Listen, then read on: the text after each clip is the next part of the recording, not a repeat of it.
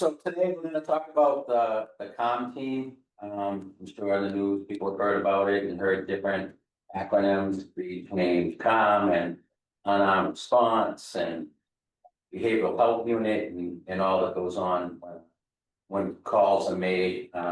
We've got Abdel, what's your last name, Abdel? Kawaf. Kawaf. Yeah. And Faustina Cueves, the DEI director and advisor to the mayor from the mayor's office. And they're gonna talk about this new program that is out now, right? And how it works in the city and hopefully how it could help benefit some of our businesses in particular. So take it away. Thank you, Rick. Also, I would be remiss if I didn't mention that Javier Valdez is here, who's the Lynn CALM Team community manager. He's been doing a tremendous job, and we are absolutely lucky that we have a Lynner doing the work that's connected to the community in this way. So thank you, Rick. Thank you all for having us. As Rick mentioned, I work in the mayor's office. I've actually been running point on this project since Mayor Tom McGee, because this initiative actually came to his sort of purview when he was in office, and I came in June 2021, and I was running point on the project through. Now Mayor Nicholson saw value in the project, really believed in it, and wanted to see it through. So we did launch on June 3rd, 2025, and we're really excited to just tell you a little bit more. We brought some pamphlets that folks here can take with them, and sort of really wanting to speak to what you can reach out to this team for, what is sort of the purpose. And also, like Rick mentioned, there's other community outreach teams, and we all do sort of similar work, but different work. And given the state of our city right now, we need everyone. We need everyone. So actually, we've been working really thoughtfully with all these teams, the behavioral health unit, Healthy Streets, My Brother's Table, Lynn Community Health Center, Elliott, obviously, the Lynn CALM team, and really trying to be strategic and create like an outreach approach because of what we're seeing right now, particularly around homelessness and public substance use, which is really a concern. I get calls every day. So thank you for having us, and we'll jump right in. So what is the Lynn CALM team? It is an alternative to police response. It's unarmed, it's care focused, that meets community members where they're at, and addresses non-violent and non-life-threatening concerns. Their two main functions is prevention, right? So how do we prevent people from getting into some sort of mental health crisis or going down the wrong path for whatever reason? It might be an at-risk youth, or it might be something going on at home. And then referrals. So once they make contact with someone, their main job is to try to make referrals for folks so that they get connected to all the amazing resources we have, because we are a very resource rich community, but I think folks don't know how to find it because it's overwhelming, right? There's such a big system, people don't know how to make those connections. So those are the two main functions of the team. So a little bit of the history, what I sort of started sharing. So this idea was actually brought forth in 2020 by the Lynn Racial Justice Coalition, which at the time, as folks remember, we were dealing with a lot of concerns around community violence, police violence, because it was at the time that George Floyd was murdered in Minneapolis. So the community, this coalition came together and actually went to Mayor McGee at the time and said, hey, we really want to figure out what's going on here, and we have some requests for you as the mayor. And one of them was an alternative to police response. Again, we wanted to do this thoughtfully, so we actually did work with the Lynn Police Department and the Lynn Fire Department. We had to actually negotiate through the unions so that we make sure that we weren't doing police work, and that we were all on the same page. So public safety has been part of this conversation from the beginning, and actually we have an ongoing standing meeting on Fridays that Captain Brown is a part of. And again, there's so much going on right now that we really need all hands on deck. So it's been really a collaborative approach. The team launched on June 3rd, as I mentioned, and this is a collaboration with Elliott Community Human Services over there at 95 Pleasant Street, and we're really thankful for Elliott's partnership. Obviously, they are the mental and behavioral health agency in the region that has the most experience and is able to really help us make sure that we get people the help they need when they need it. All right, my name is Abdel Kawaf. I'm the Lynn CALM Team Program Administrator.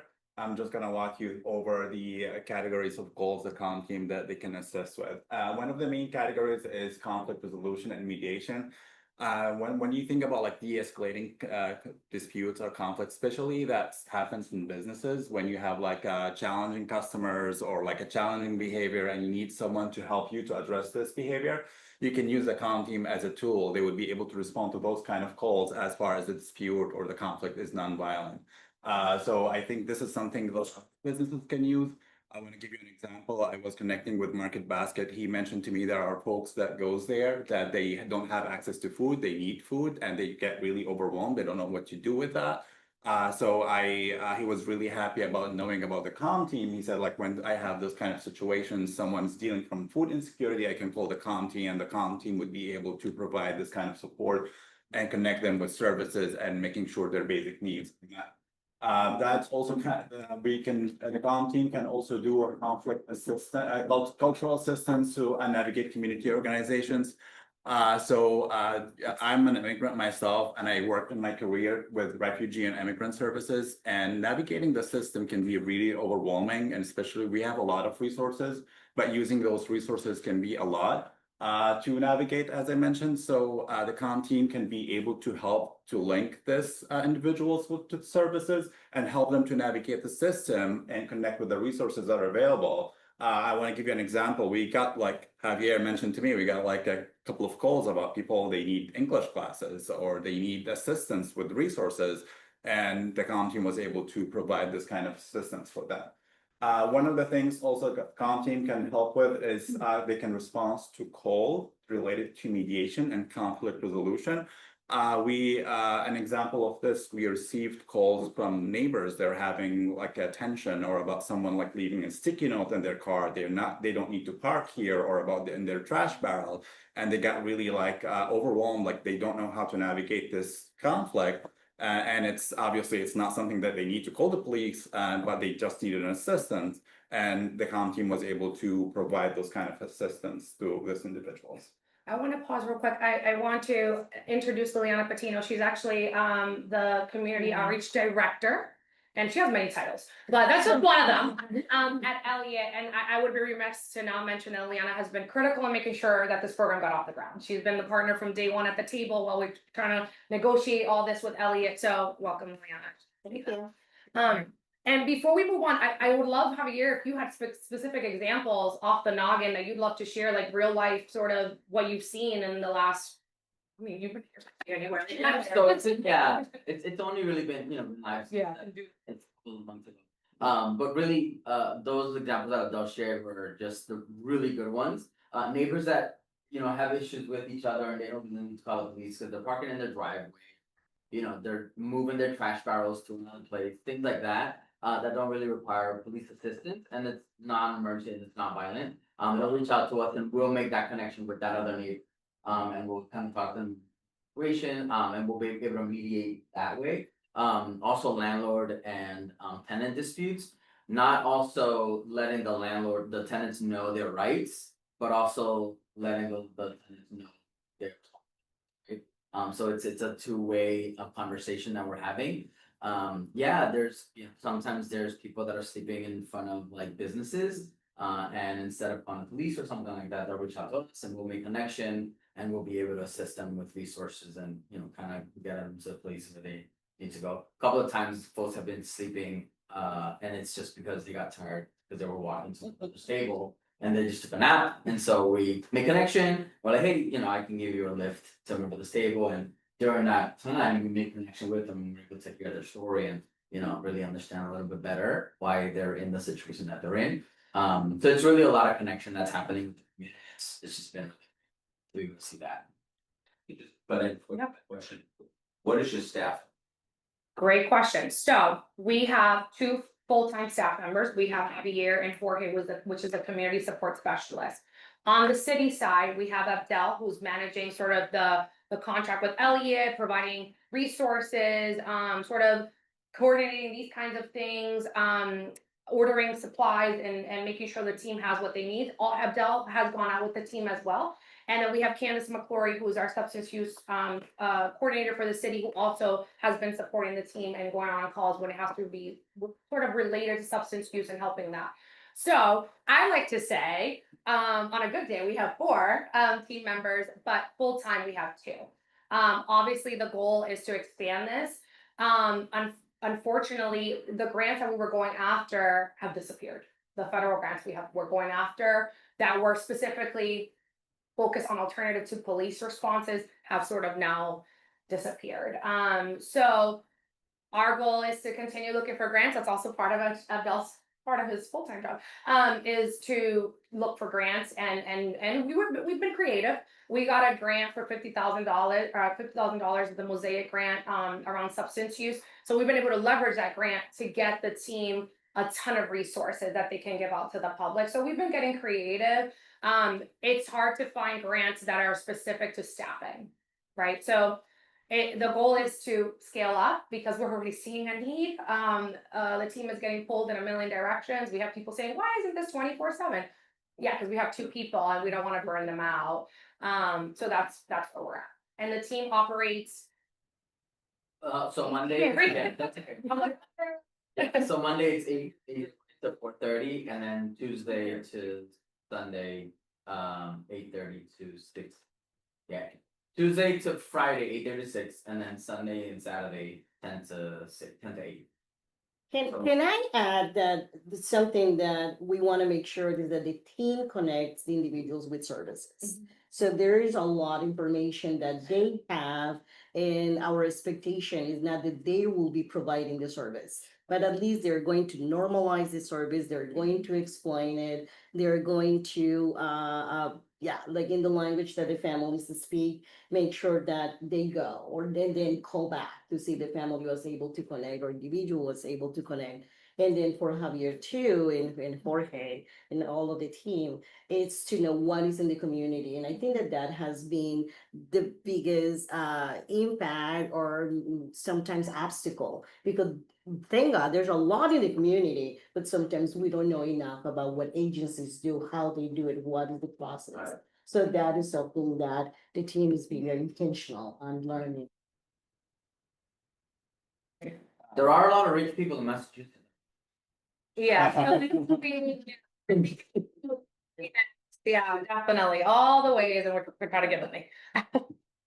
This is sort of what, Javier already mentioned this. Yeah, so you mentioned this about, so like all the example that he mentioned about the landlord and tenant support.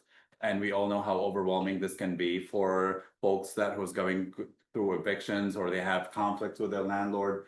And so the CALM team is able to provide this assistance and to help to navigate that. I want to also say, Javier mentioned to me many examples, they provided like emergency assistance for people they're unhoused, and people had to leave their house and they don't have a place to go.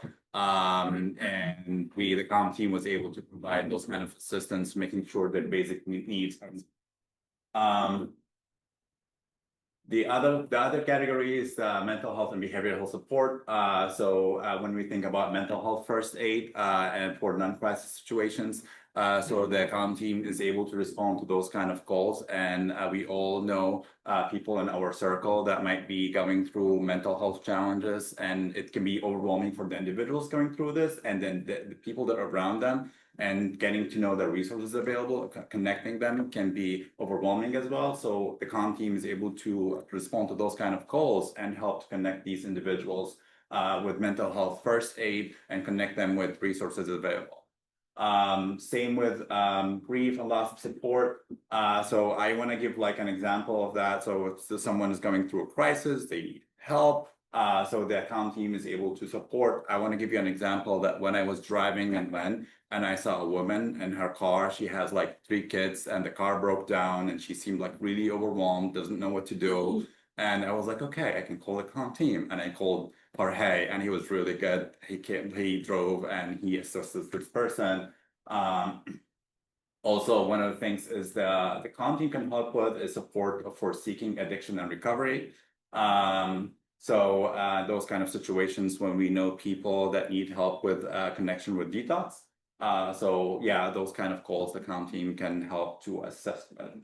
And right now, we do have funding for, we have funding for vouchers into detox and sober homes, like sober home scholarships right now, through the Mosaic grant. So we're really encouraging folks that if they know someone, we can try to get them help and try to get them into these services. But we have this grant through January, end of January. And the other thing was that we had a community group reach out to us about a woman who was suicidal, like in the moment. And I said, that's a crisis. If she is making remarks that she is suicidal, that she wants to take her life right now, that there's nothing we can do. If anything, it could make it worse. We really need either professionals, or you may need to call the police depending on how she's threatening her own life, just for the safety of herself and for the team. That's not what we want to do. Is before she got to that place, were we seeing signs that we could have had Javier and Jorge connect her to services? Right, that's why I said earlier, prevention and referrals, right? If you remember two things from this conversation, prevention and referrals that this team is doing, is that you want to make sure, what are we doing to prevent things? For example, for a business, hey, I'm seeing one person sleep behind my wall. Oh, tomorrow I'm seeing 2 people, 3 people. Don't wait until there's 7 people and there's an encampment now behind your business, because that also has happened. So when you're seeing the signs, this is when you want to call us so that the team can come out and sort of intervene thoughtfully, and try to connect people to resources, put them on the coordinated entry list for housing, for shelter housing, trying to do all those pieces so that people can, the goal is to treat people with dignity and to try to get them the help that they need, particularly when police interventions are needed. And if I can speak freely, our police department is short staffed. Like, this is helping them too, by handling these minute experiences, that to them they're like, oh, now I'm having to leverage these very urgent calls with these minor things. And sometimes we get complaints, right? Like, oh, it took forever for the police to get here, because they're dealing with more urgent and pressing issues. And this is sort of where the team can be supporting, to take on these smaller disputes in the community that could be easily resolved, right? With the right intervention. So I know you mentioned this to reach out, and you'll probably cover this later on, but can you just share what the best way to contact you is a couple of times for us? absolutely, we'll leave these pamphlets, but we have a number 71905 CALM, and the website as well, lyncalmteam.org. Lyncalmteam.org will have everything. We'll have, like, literally, it's essentially these slides. It will have our email for non-urgent things. If you're like, oh, it's not something happening right now, but I'm noticing something, you can email us at calm@lynma.gov. All that contact information is at lyncalmteam.org. Yeah. I know it's in its infancy, but have you had any instances where people have called the police and they've referred, but like the never to family? Not yet, not yet. So when we negotiated with the police, it was really a one-way referral system, where if you call CALM, you'll get CALM.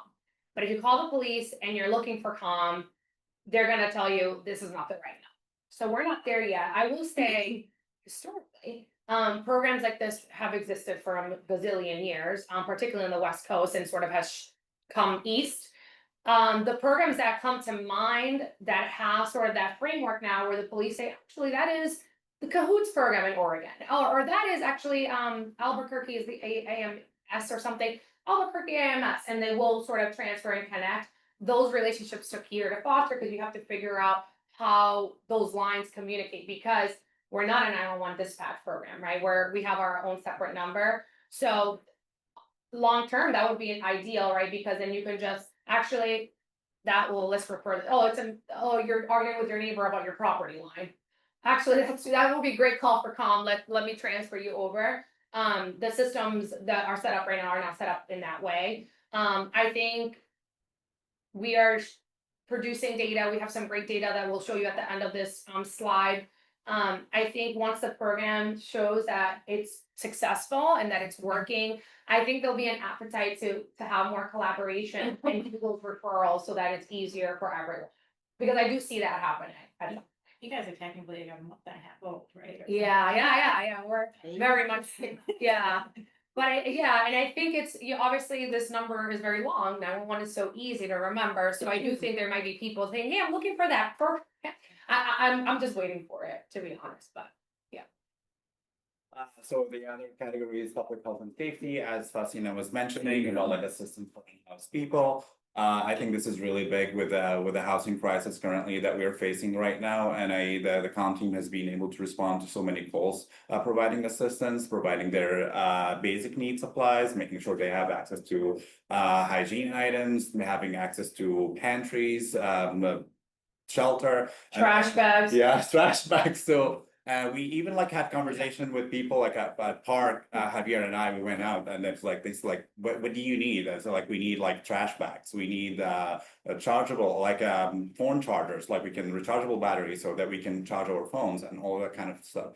So we, through this Mosaic grant, we were able to get some of these supplies and be able to assist this in-house individuals with those kind of supplies.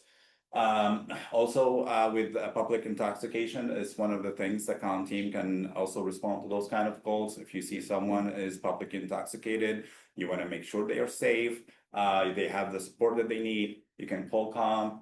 And one of the things that CALM can help with is connecting to individuals to care and public health resources. I personally work as a Department of Public Health, and let me tell you, we do have a lot of resources available. And looking at the table itself can be overwhelming for anyone. And the CALM team is able to leverage that, the connections, and be able to help to connect individuals to the care that they need. That in like can be like healthcare, health insurance, food pantries, or they need help with their food stamp or anything like that. We kind of try to provide assistance to provide this connection with the services. I think that's pretty much for me. Yeah. And in terms of staff, we're as Faustina was mentioning, we are currently 4 staff. Javier Valdez is a community manager. Javier is really good connecting with people. He's very approachable. When I go out with him on calls, I'm really very impressed how easy for people to talk to him. And he's like, he's really approachable and he's bilingual. Javier speaks Spanish. So Javier is constantly working on building relationship with our community members. And I'm really personally very impressed how quickly he built all this relationship in a very short period of time. We also have Candice McClory, as Candice mentioned. Candice had a lot of knowledge about substance use disorder, which, to be honest, this is an area that new to me. And she knows a lot about the challenges, the resources, organizations, and she's been a very valuable member to the CALM team because she's able to provide this assistance, especially when something dealing with substance use. And she goes out on calls as needed. And so we have also Jorge Tobelino. He is a community support specialist. I went out with calls on calls with Jorge, and I was really impressed how easy for him to talk to people. He does not drive around. If he see anything, he stops by. He talks to people, and he specifically target people who speak their English as their second language, and making sure they have access to services and let them know about CALM as a service that they can use and they can leverage. And there's me. I am the program administrator. I am located at the City of Lynn Department of Public Health. I go out on calls. I also support the CALM team with all like kind of the administration. All those slides and all those metric pictures, that's Abdel. All the ordering stuff for us too. Oh yeah, I have to put you on the spot, Yeah. but would you like to present the data?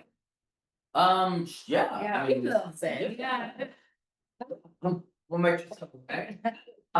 Yeah, so from this month, July 21st to the 24th of August, the types of we received 32 calls. We wanted more, we expected more calls, right?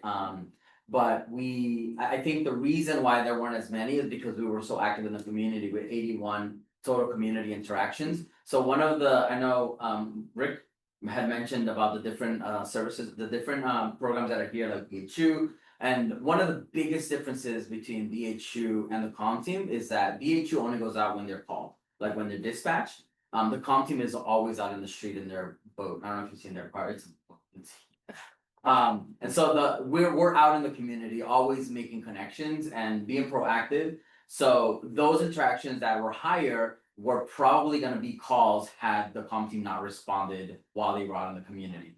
So that's why we're seeing less calls than we had anticipated.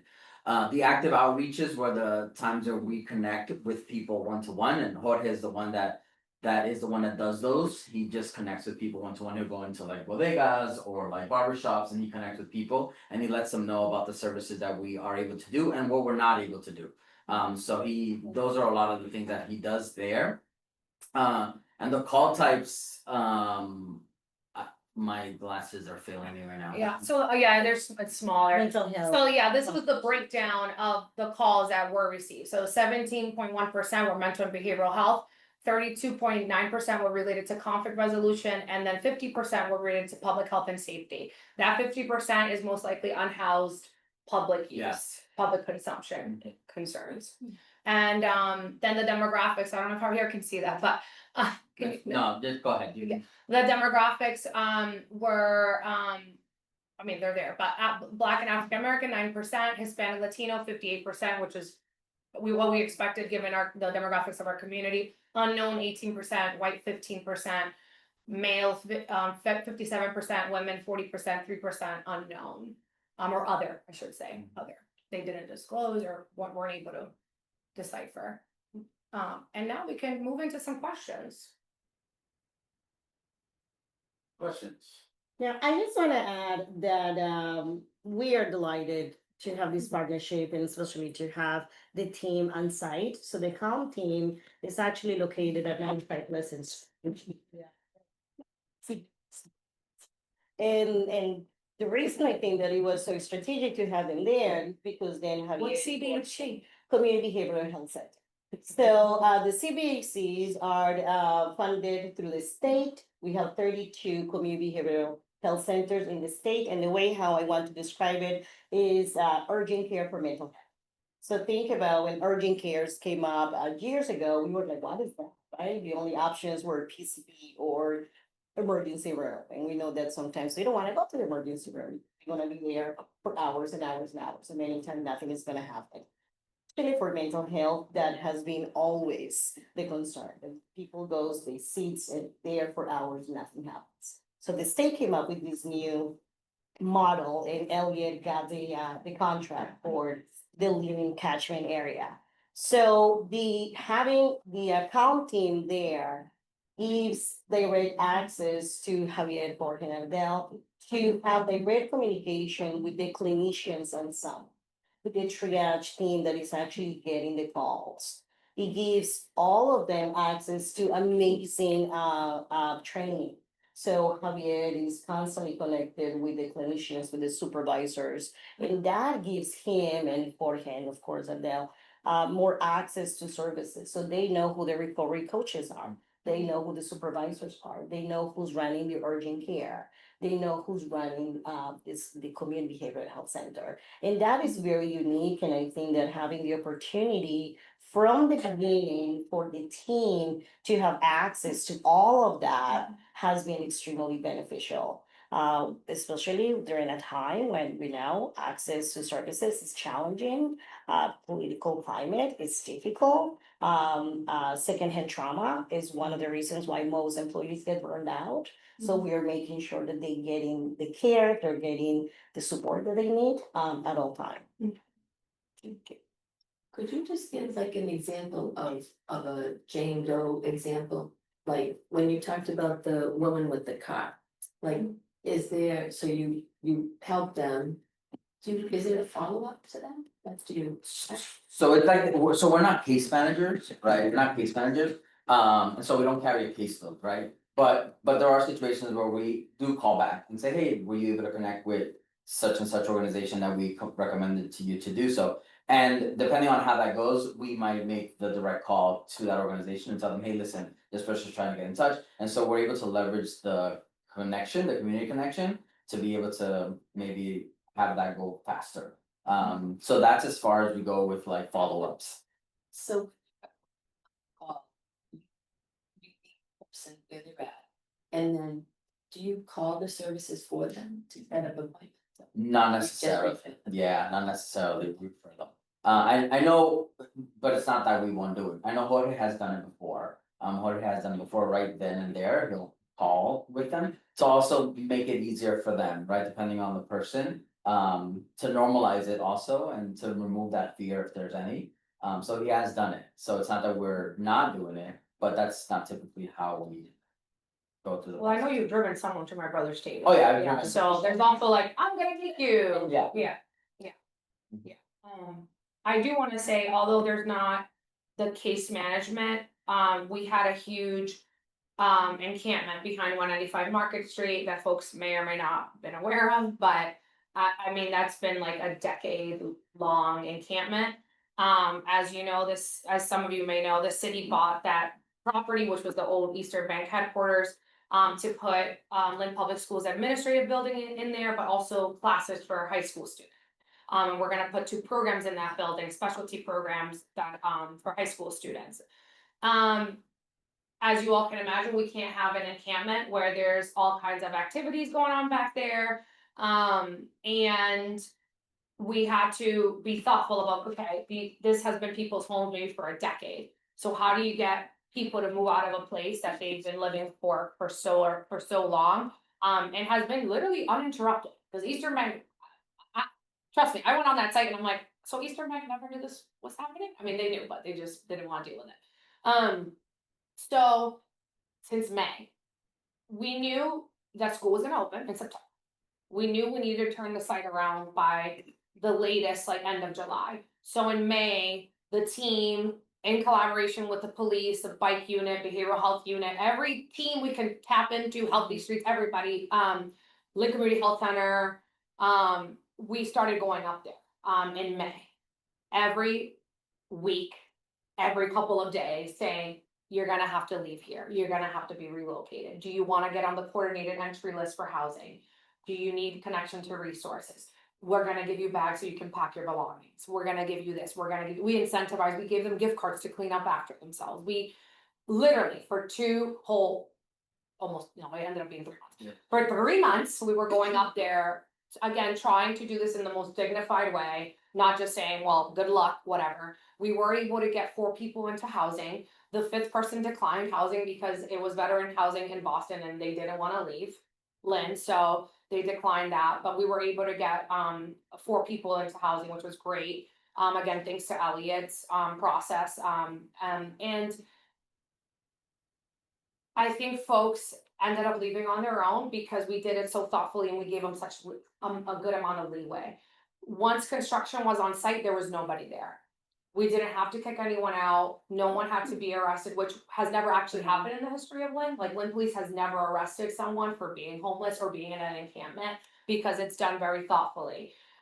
So that was successful, we just wrapped up the cleanup. They're gonna patch that up and that's cleaned out.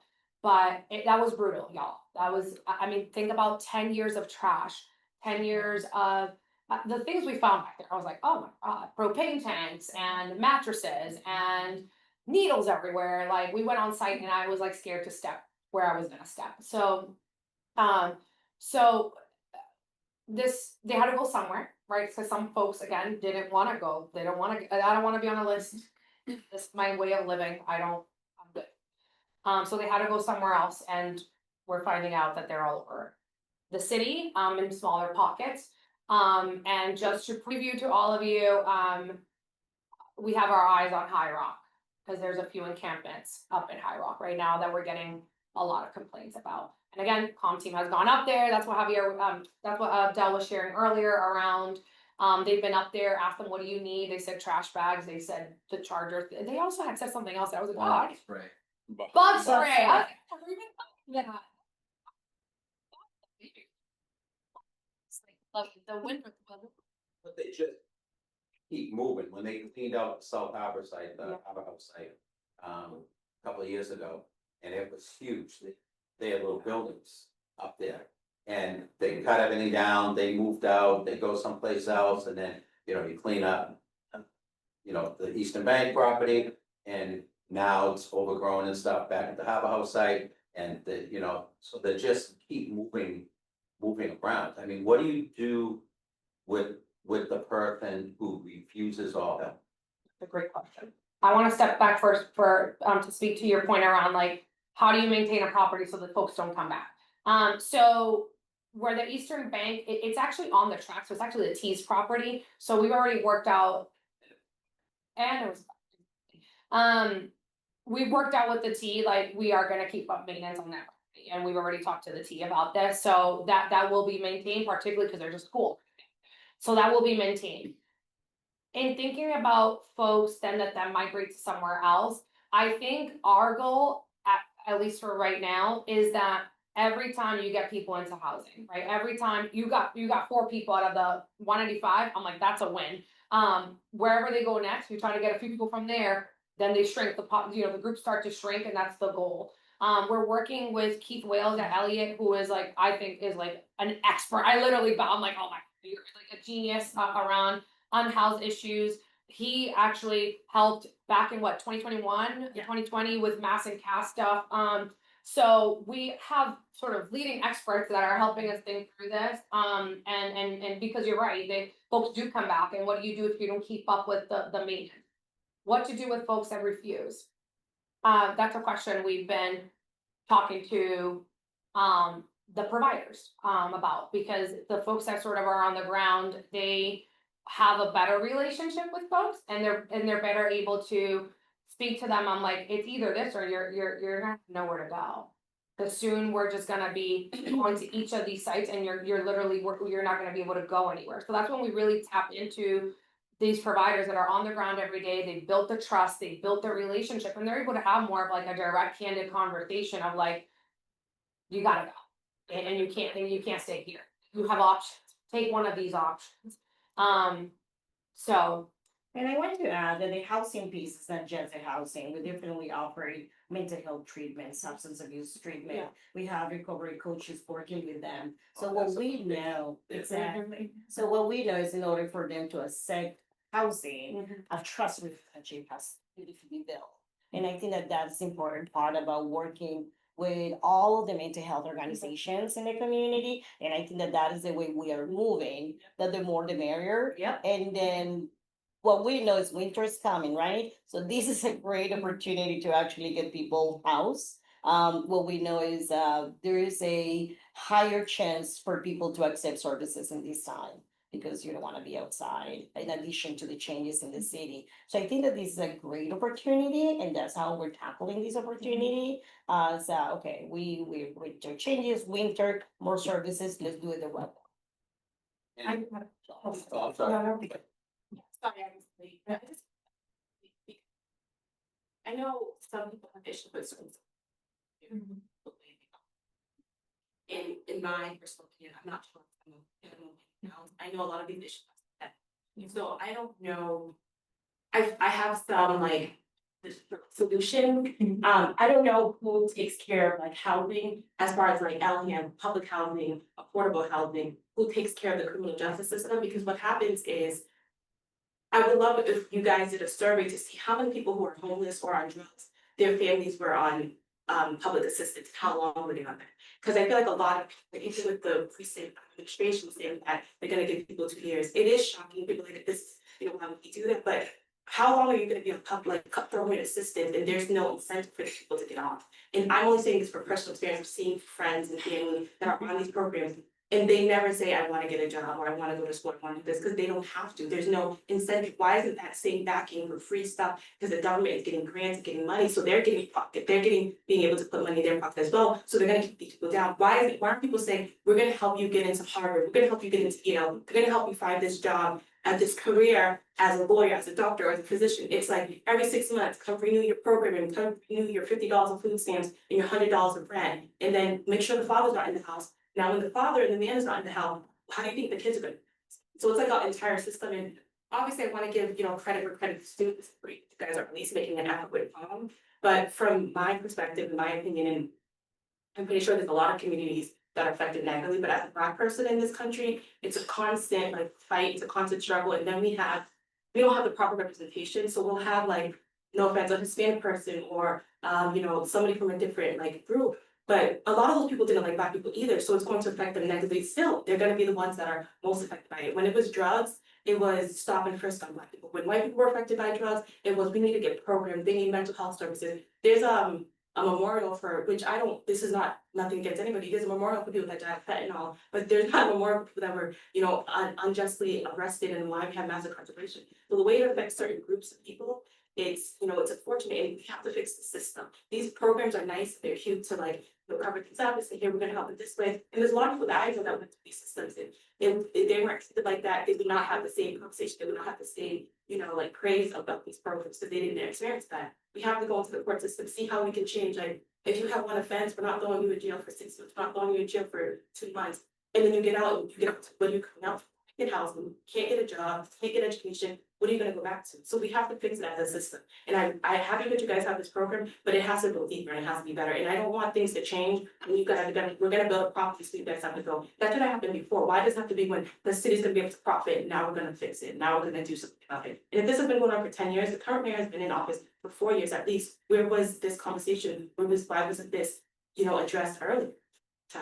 Speak on that real quick. I know Lynn Housing does have a family self program. Maybe that's something that we can have them come in at some point and bring a little bit more attention to that. The comm team is a new thing. We really thank you for being here and trying to get the word out on the comm team. I know Sergio lives downtown. I think it was important what you said, reach out early, reach out to the comm team before. I know Sergio goes out at 3 o'clock in the morning, every morning to address issues in his own backyard. So I think having that information for the businesses and trying to get that word out to them. Hopefully this program is able to help some of the people downtown. Yeah, but I do want to say a few things, because I don't negate anything you're saying. I do think you missed an important part of the beginning of the presentation. So this program was brought forward by a Black community in 2020. It was led by now Councilor Nicole McLean, Adriana Paz, and Reverend Bernadette, who's also a Black woman. 3 Black women led this sort of program in 2020.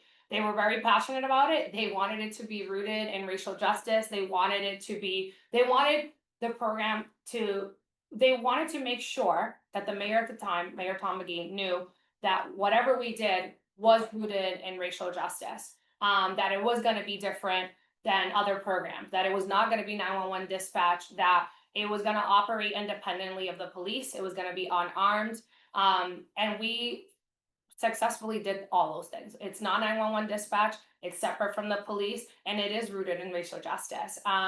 I think the folks that we have hired are folks that are deeply care about racial issues. We went through a very thorough process, and these were sort of the successful candidates.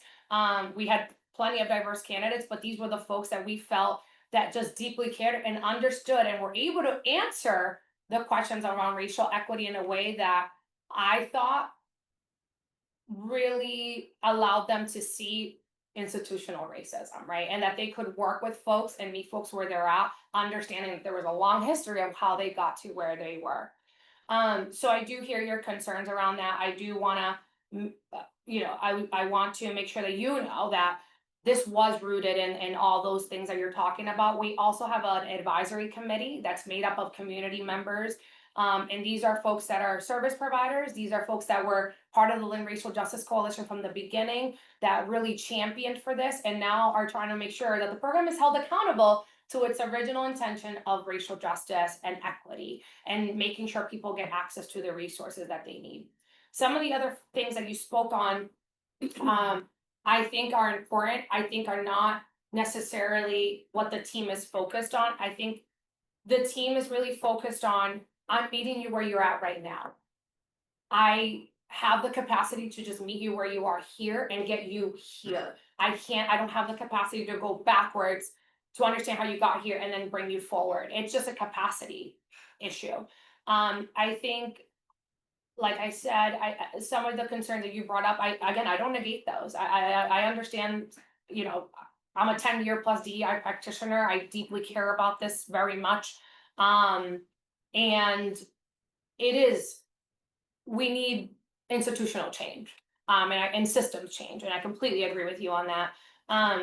I think this was the city of Lynn saying, we're gonna hear what the community has to say, particularly in 2020, when the murder of George Floyd happened, that really set off all of this.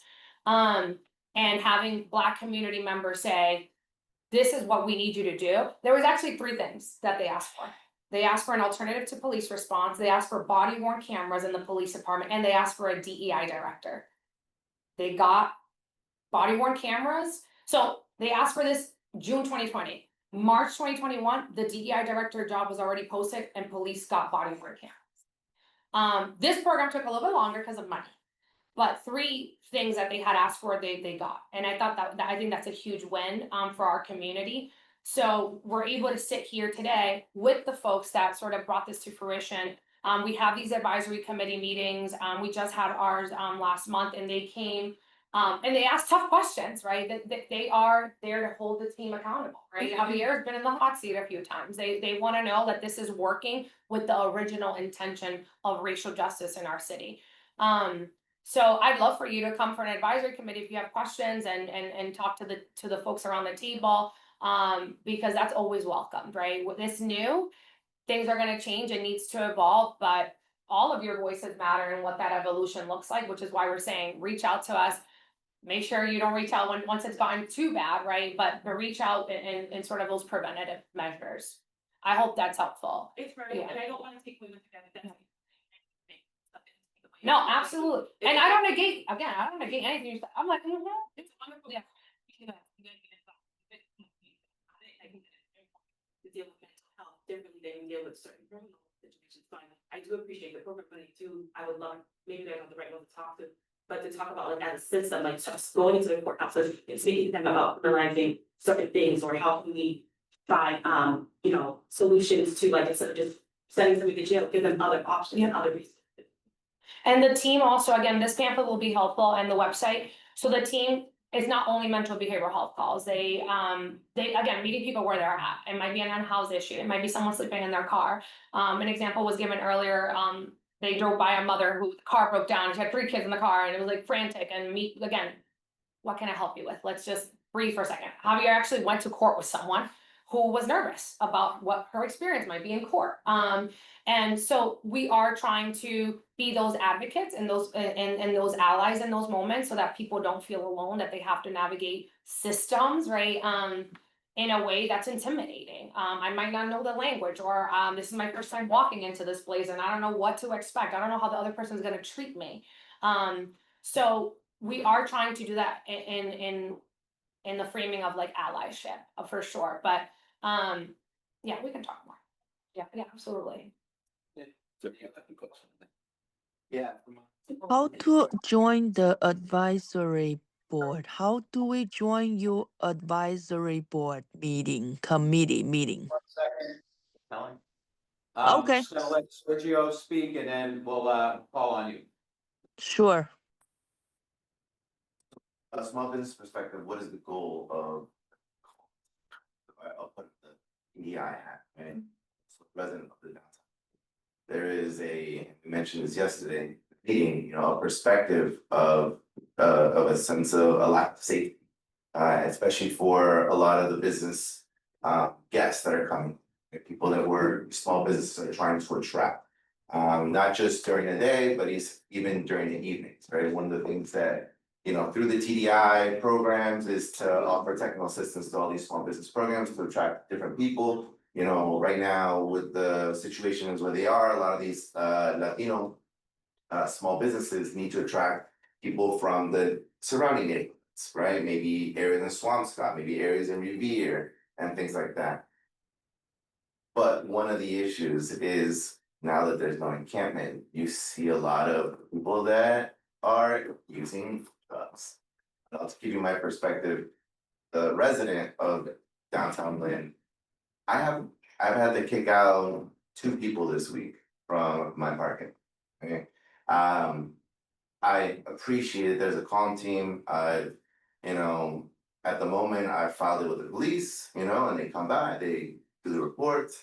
But I think that is one of the things that I would love to see in the downtown area is actually to see maybe a uniformed calm team. That way we can recognize and say, hey, like this is what's going on. I think in the moment, a lot of times the small business owner is looking to maybe tell what's been going on, but from a small business perspective, remember right now, one of the biggest issues we have is staff turnover.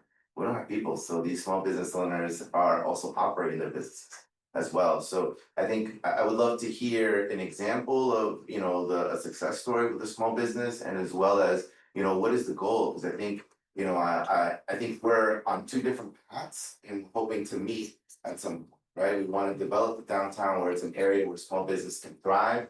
People, small business owners want to invest in the area, and it also attracts a lot of different investments in the community, participating and supporting these small businesses. Yeah, I wanna say, I totally understand how frustrating this for businesses is, and dealing with all of this, it can be really overwhelming, and especially when you, as you're saying, like, you're trying to focus on your business and you don't have like enough staff, and you're barely able to run your business because the economy is like, not a lot of foot traffic, and you try to get by. And I think that's what the CALM team can be like helpful in terms of like identifying them. So we do have a very bright orange shirt. Yeah. So we wear them. I make sure to wear them. The team makes sure to wear them all the time when we go out on a call. So we do have a big traverse that has a CALM team logo on it. So I think we are, you know, and when you see us in the community, we are very identifiable. The only thing, we are only the two of us actively going out on calls, and I support with administrative stuff. So I go out on calls as well, but there's as many as us as we would like to. We are hoping that's going to be the long-term goal. In terms what they can help with businesses, I had a conversation, for example, with Market Basket. And he mentioned to me that sometimes he has people that are coming to his business, they don't have access to food, and he had to turn them away, and he doesn't know what to do with that. So, and I said, well, you can call the CALM team. The CALM team will be able to come out and meet these people and try to help them to connect with food pantries, or even maybe give them a gift card, or giving them a ride to a place that they can have access to food. So that's one thing that the businesses can use to leverage and that's an example, but you can think about any example, like, because as you mentioned, I understand how overwhelming to be as a business owner trying to run your business while you have a challenging behavior in your business. And what do you do? So that's thing, like, you have this individuals that can help you to navigate that. Was that you or Jorge? There was a convenience store. There was a convenience store that had reached out because they had unhoused people hanging out, and then, was that you or Jorge? Well, it was both of us. Oh, okay. And I wanna also, you know, I mean, I get it, but also we don't go out, together as often as people think, right? Because we wanted to leverage the time to be late enough for businesses, right? Myself go out, and whenever Abdel's available, but I go out by myself until like 2:30. From 8:30 to 2:30 until Jorge comes in, and then we do the buddy system from 2:30 to 4:30 when it's the end of my shift. And then Jorge by himself in the evening times. It ends at 8. It ends at 8. So it is, you know, but yeah, there were folks that were hanging out under the bridge, in downtown Lynn, where Central Square, right? And we, you know, we couldn't just approach them and like, hey, you guys gotta get out of here. We had to build a relationship with them, right? They had to get to know who we were. They had to get to trust us. So that took a little bit of time. If you see them, the folks that usually hang out there, they're at the Frederick Douglass Park now, right? They're not hanging out in front of these businesses. They moved over to the park, and that's where they hang out now. But that took time for us to be able to have that conversation with them and tell them, hey, listen, people are getting a little, you know, sad that you're here. You're not doing anything. You're just hanging around, right? But, you know, can you just move it a little bit further so that you're not interrupting foot traffic for these businesses? You know, those are successful stories that we can tell, but it took time, right? It took time because we're not beasts that can just you gotta get out of here. That's not the approach that we want to take ever, because we want to build this trust with this community so that they might be able to trust us, so that when we have those tough conversations, they're a little bit more understanding. I think that's where the conflict comes from a small business perspective, right? I'm a shop owner and you guys are there time and time again, it might be too long of a process. You know, I think as small business owners, we wanna make sure that, hey, you got my back, right? Cause again, it's a sense of urgency for us, and I 100% understand, you know, the mission of CALM is really a humanitarian issue, you know, and that's really not ours, right? We're. And you have the small option. business- Call the police. Yeah, exactly. This is an option for business. If you're someone who wants to call the police, I don't have that sense of urgency, or it's not affecting my business that they can come a few times and build that trust, then you can call the police, you know what I mean? I think that that's an option that you have. I think what we're trying to say, and back to Rick's point of like, well, what do you do with people that don't wanna go into these services? We have to build the trust so that they trust us enough to go to get the resources, and then that they can skedaddle permanently, right? Not like temporarily, and then they're back, you know, a couple weeks later. But you always have the option, particularly around safety. If there's a safety concern, if there's public consumption, if your patrons are being harassed, that is your option. Absolutely, you can call the police. No one's gonna knock you for that. We are providing an alternative for folks that are saying, hey, this is not necessarily affecting my business negatively, it's just uncomfortable, and I just want this discomfort to go away because I don't want it in front of my business. Like, they can go take a nap over there and or whatever it might be. So you always have the option to call the police. This team is different from the police for a reason, and I want people to understand that there's so many options of what you can do. And if it's urgent and you're like, I need folks gone now, then probably CALM is not the folks who should call. And I think that's also very clear to understand, because as a small business owner, at least yesterday, I felt like that was the intention. Right? Yeah. It was to be able to calm, to be able to do it, but I also feel like it's a really great option to let you guys know that the activity is happening. Right.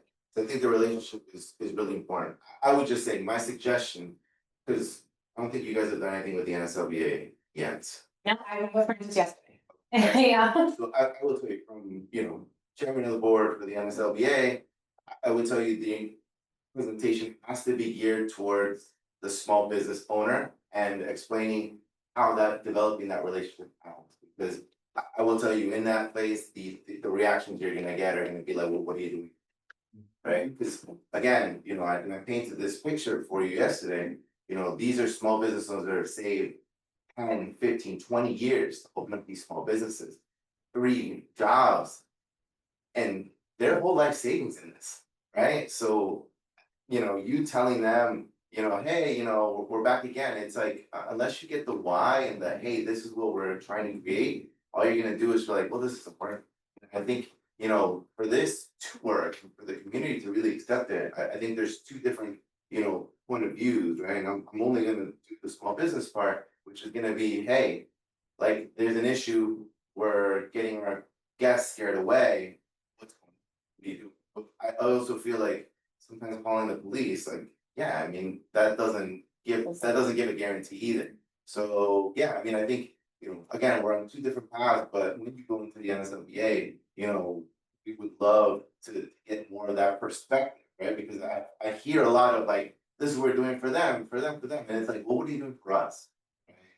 So I think that is the perspective that I'd love to hear, typically from, you know, also right here, Lynn Chamber of Commerce, right? Talking about small business. So I think, you know, we would love, like for me, you know, I don't know how many of the businesses you've gone to in the downtown, but like I did with you, you kind of walk around so people can say, hey, this is what's going on. I talk to them in a very different way, right? Because I only have the small business. You know, I'm not an expert in substance abuse or nothing like that, so I'm looking at it from that perspective. But I feel like that would be a great way to be able to let people know, hey, there's a change happening in downtown. That's what we're all waiting for. That's what I'm gonna say. Yeah, because again, Lynn Auditorium, one of the questions was, hey, how do we get people from Lynn Auditorium to stay in Lynn and get food before the concert and after the concert? Like, if you do the walk from the auditorium to, you know, towards Union Street, there's a lot of things that you're gonna see. As an outsider, you're gonna be like, you know, so we wanna change that perception. And a lot of that is perception. I think the perception and the feeling of safety is important. We start with that, right? 'Cause I will tell you, I walk up and down the street all the time. I don't feel unsafe, but that's only mine. I think most people's perception is like, ooh, too dangerous. I'm not getting out. When by nature, the perception is bad. So for businesses, we need to, whether it's deserved or not, we need to change that perception. But, I do see, Sergio's point, you got if your employees don't feel safe. Can't get employees, the customers don't feel safe, you're out of business. You report the activity to somebody, then you're in fear of something happening to your business when you lock up for the night. So it's how you interact with these people and don't allow it to become, to your point. You see one person, don't let it move aside. Yeah, precisely, prevention, where we can prevent. And the team is always happy to go talk to whoever, walk around. I did meet with Francis, she's like, talk to me after the gala. So we are gonna do something after the gala, similar to this, focused hopefully in Spanish. We had talked about, if we could do this in Spanish, I can talk to Javier.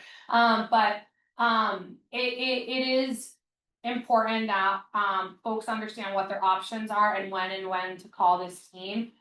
We are thinking through, particularly with the support of Elliot, we have a lot of outreach teams in different areas. It's and we're trying to get creative in creating a strategy, an outreach strategy, where maybe Lynn Community Health Center is going on one day, then CALM going on the next day, and then Healthy Streets going on another next day. And we have all these teams.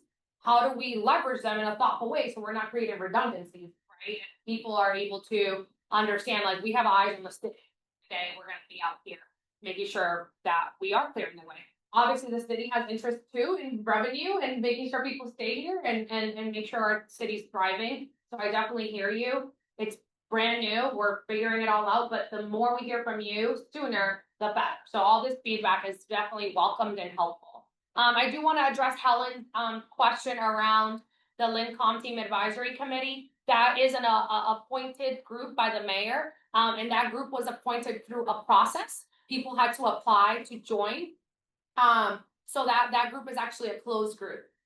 We welcome guests, the guests are welcome to come, but that group is an appointed group, and is full because it mirrors our boards and commissions where it's 11 members. So, and we need that for voting purposes. So right now the group is at its capacity, but we welcome guests to that.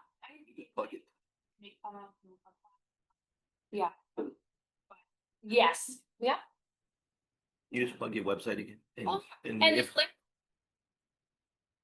LynnCalmTeam.org is where you want to reach us. LynnCalmTeam.org, all one word, LynnCalmTeam.org, and that will have all of our information, number, email, every which way to get a hold of us. Good, any other questions? One question. Yes. I know the I just have a comment. Oh, Ellen, I'm sorry, 1 second, please, somebody else is speaking, we'll get right back to you. The CALM team is at 95 Pleasant Street in the Elliott building. Are they funded by Elliott at all? No, it's city funded. I mean, Elliot is being very gracious. They're not charging us for the space. They're not charging us.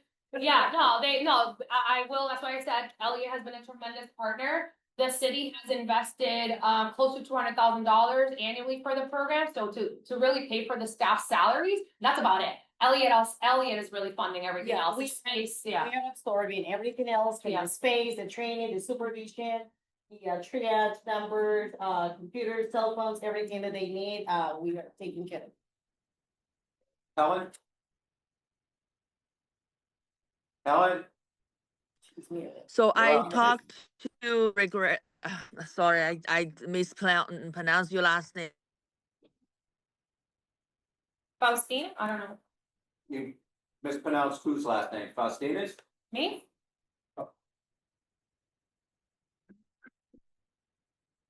I think you have bad connection. Cause you're not speaking and we can't hear you.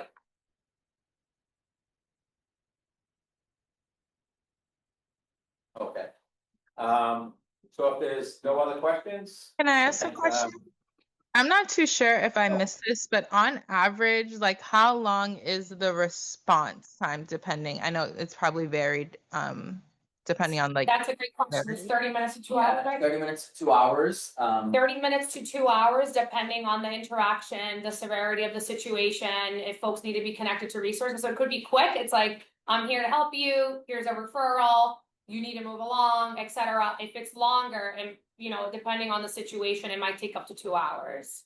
Okay. So 30 minutes to 2 hours is the window in the last month that we've seen. Okay, thank you. You're welcome. Okay, but no one's. Who's not that? So Abdel, thank you. Faustina, Javier, thank you. Thank We you. have some hands in Spanish and English. And Abdel has some.